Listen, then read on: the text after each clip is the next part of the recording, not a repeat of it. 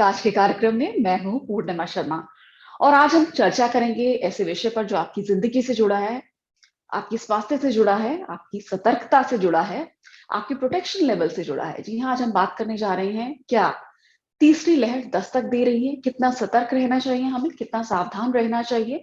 अ, देश भर में जो रेनाउंड साइंटिस्ट है वो क्या प्रोजेक्शंस दे रहे हैं, क्या कह रहे हैं, क्या फरवरी में तीसरी लहर आ सकती है। इस पर बातचीत करने के लिए हमारे साथ कानपुर आईआईटी कानपुर से जुड़े हैं प्रोफेसर मनिंद्र अग्रवाल। बहुत बहुत स्वागत है प्रोफेसर मनिंद्र अग्रवाल आपका इस कार्यक्रम में। धन्यवाद, नमस्कार। तो प्रोफेसर मनिंद्र अग्रवाल, हम सुन रहे हैं तीसरी लहर को लेकर जो प्रोजेक्शंस आ रही हैं। सबसे पहले मैं आपसे समझना चाहूंगी, जिस सूत्रा मॉडल की बात की जा रही है वो क्या है, और क्या आप कह रहे हैं कि कितने केसेस हैं। फरवरी में पीक की बात हो रही है कि अगर तीसरी लहर आई तो फरवरी में कितने केसेस रोज आ सकते हैं, लोगों को कितने सतर्क रहना चाहिए, कितना सावधान रहना चाहिए, किन अजम्पशंस को लेके इस मॉडल को डेवलप किया गया है, और इस स्टडी में आपने क्या क्या एजम्पशन ली। आप सबसे पहले ये बताएं कि सूत्रा मॉडल क्या है। जी, सूत्रा मॉडल एक एपिडेमियोलॉजिकल मॉडल है जो कि कोविड ट्रैजेक्टरी को जी मॉडल करता है और उसके हिसाब से प्रेडिक्शन भी करता है। तो इस मॉडल के तीन मुख्य पैरामीटर्स हैं। एक है कांटेक्ट रेट, जो ये नापता है कि इन्फेक्शन कितनी तेजी से फैल रहा है। दूसरा जी है रीच, जो ये नापता है कि कितनी बड़ी जनसंख्या में इन्फेक्शन फैला हुआ है किसी भी समय। और तीसरा है डिटेक्शन रेशियो, जो ये नापता है कि जो रिपोर्टेड केसेस हैं वो कितना प्रतिशत हैं टोटल नंबर ऑफ केसेस, क्योंकि बहुत सारे रिपोर्टेड केसेस हम जानते हैं कोरोना में जी डिटेक्ट भी नहीं होते। तो डिटेक्टेड केसेस और एक्चुअल केसेस का रेशियो, वो डिटेक्शन रेशियो है।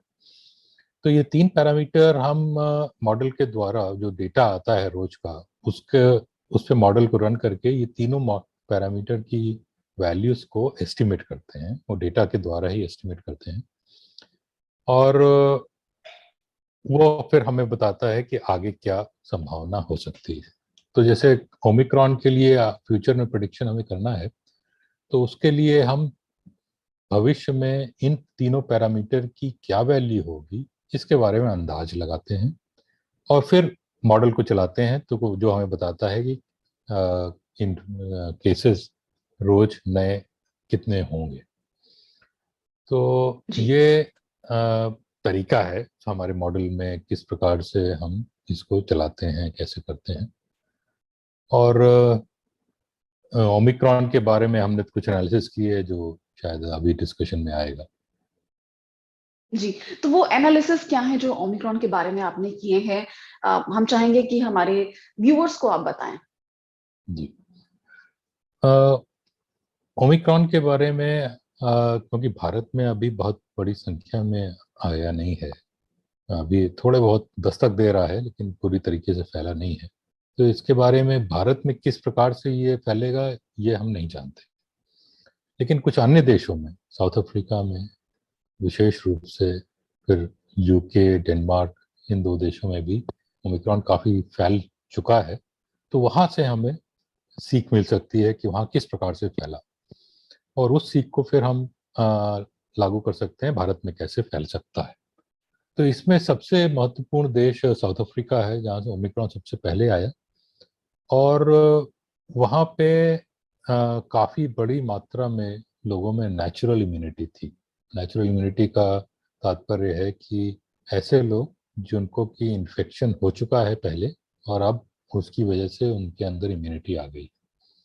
ये हम वैक्सीन इम्यूनिटी की बात नहीं कर रहे हैं, यहाँ पे नेचुरल इम्यूनिटी की कर रहे हैं। तो साउथ अफ्रीका में अंदाजन करीब 80% लोगों में नेचुरल इम्यूनिटी थी ओमिक्रॉन आने के पहले। भारत में भी लगभग वही संख्या है नेचुरल इम्यूनिटी वालों की।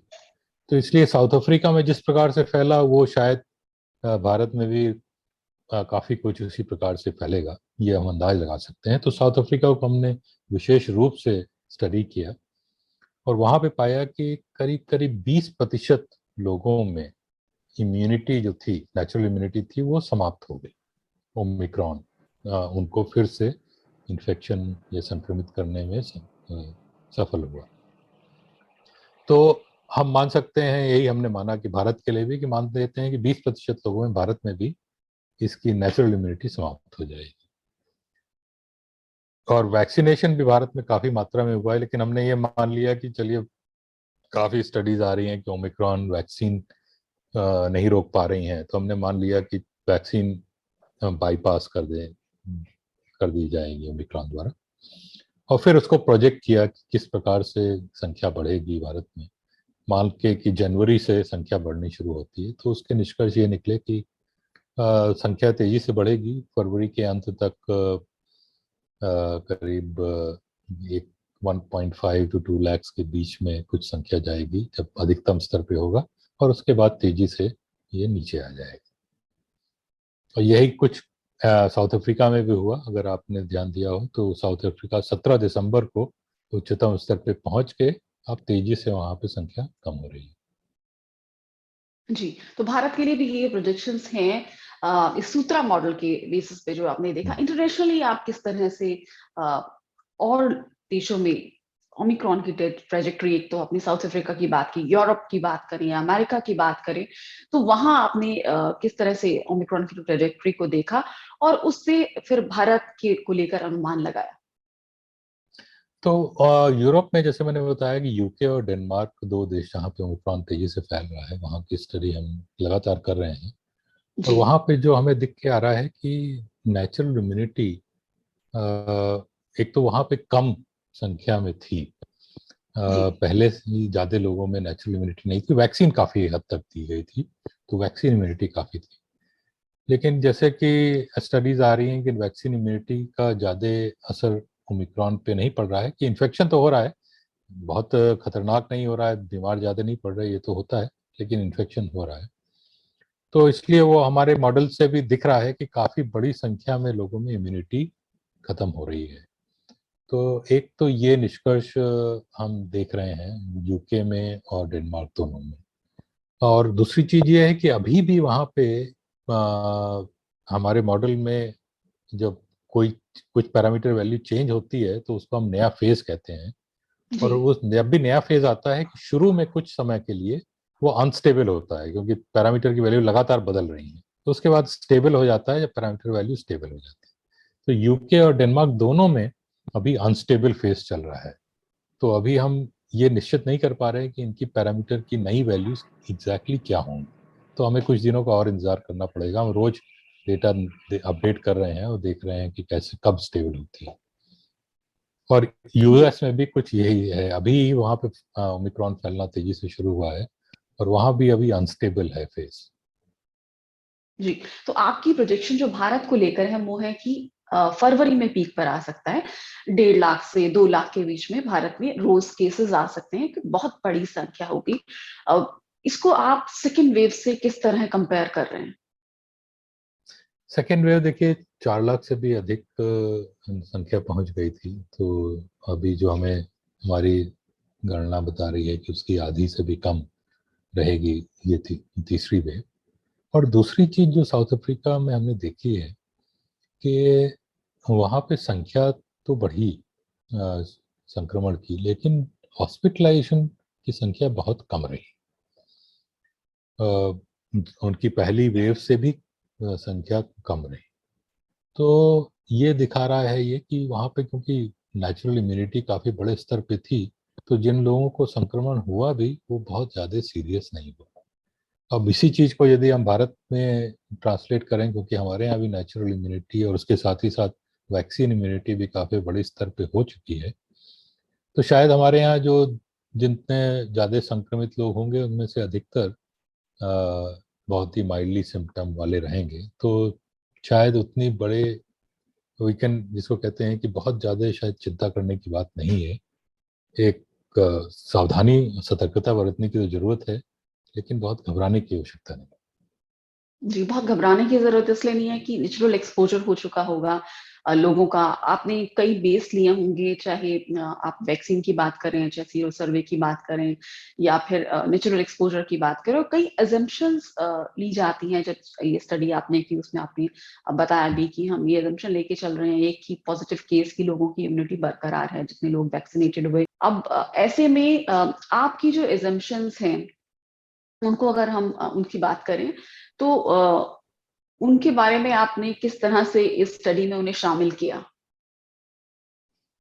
एजम्पशंस जो हमने किए वो हमने, जैसे मैंने कहा कि हम जो भविष्य में पैरामीटर की वैल्यूज क्या होंगी, वो अपने जी। एजम्पशंस को उन पैरामीटर की वैल्यूज को निर्धारित करने में प्रयोग किया कि कांटेक्ट रेट पैरामीटर की क्या वैल्यू होगी या रीच पैरामीटर की वैल्यू क्या होगी। और ये इसमें रीच पैरामीटर की वैल्यू विशेष रूप से इसमें जो इम्यूनिटी का लॉस होता है वो भी इसमें आ जाता है। तो वो हमने साउथ अफ्रीका से जैसे माना कि 20% लोगों में इम्यूनिटी का लॉस हुआ, वही हमने भारत के लिए भी माना और उसी हिसाब से रीच को हम पैरामीटर की वैल्यू हमने एडजस्ट करी।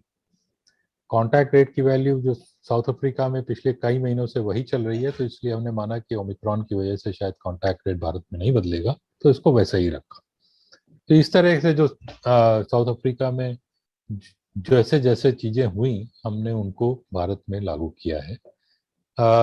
इसमें यह जरूर थोड़ा डिबेट हो सकता है कि क्या जैसे साउथ अफ्रीका में हुआ क्या बिल्कुल वैसा ही भारत में होगा, ये कहना मुश्किल है।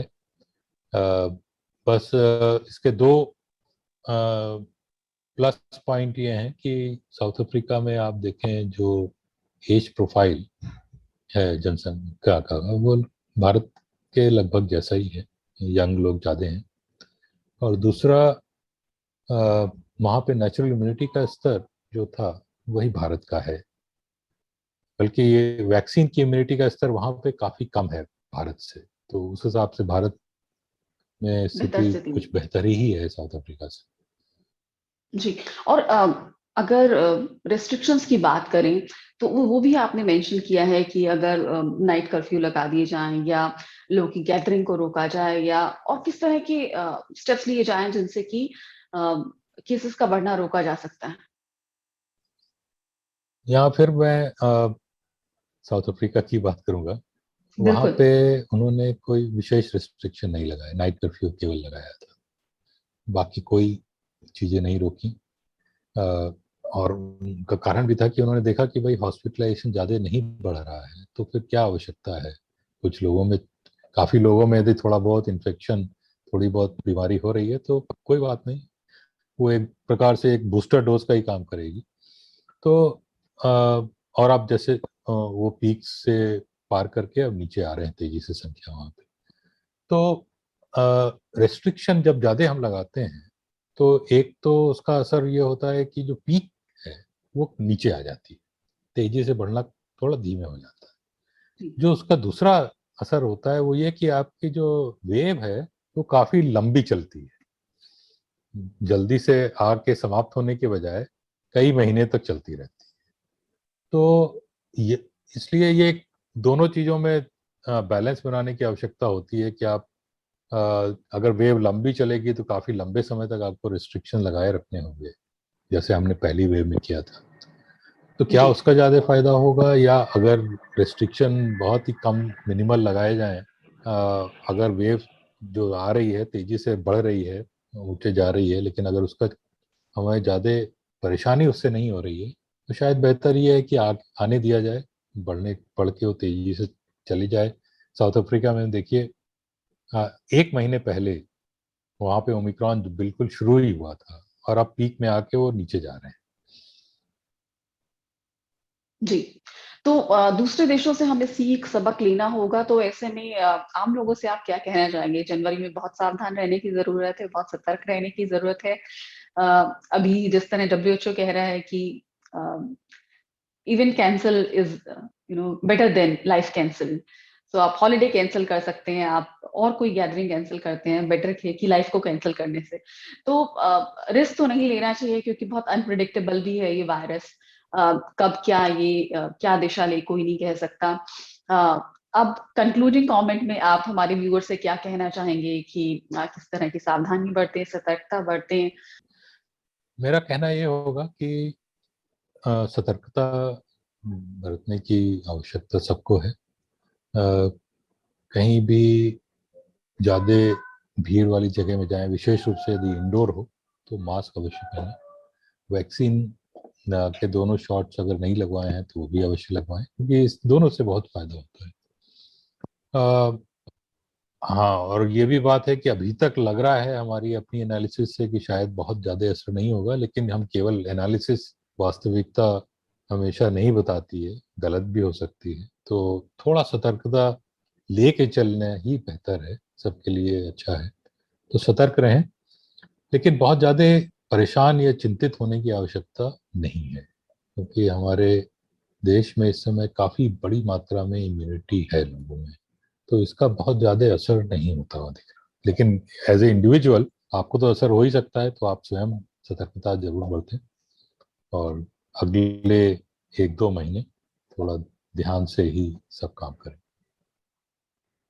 जी, तो अगले 1-2 महीने सतर्क रहें, सावधान रहें, कोविड अप्रोप्रिएट बिहेवियर का पालन करते रहें, फिजिकल डिस्टेंसिंग रखें, गैदरिंग से बचें, मास्क लगाए रखें और जितने भी सुरक्षा के उपाय हो सकते हैं वो अपनाएं और बड़ी गैदरिंग में जाने से बचें। जैसे कि डॉक्टर्स कह रहे हैं, साइंटिस्ट कह रहे हैं, इस वायरस को लेके कोई एकदम सटीक प्रेडिक्शन नहीं की जा सकती, अनुमान लगाया जा सकता है कि दूसरे देशों में क्या हो रहा है, तो हम वहां से सीख लें, सबक लें और सावधान रहें। बहुत बहुत शुक्रिया प्रोफेसर मनिंदर अग्रवाल इस चर्चा का हिस्सा बनने के लिए।